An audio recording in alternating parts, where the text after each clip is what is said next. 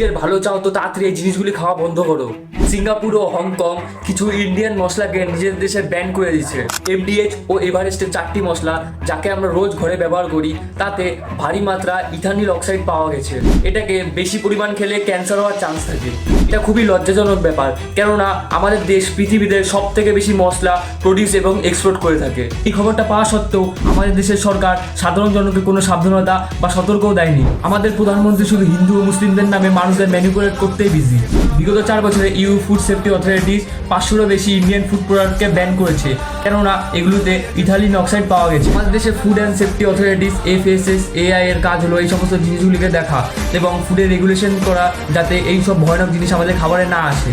কিন্তু কি করছে এরা? আর শুধু খাবারে নয়, ওষুধেরও ঠিক একই অবস্থা। তাই এখনো সময় আছে, ধর্মের নামে কাউকে বিচার করো না, একটু বুদ্ধিমান হও।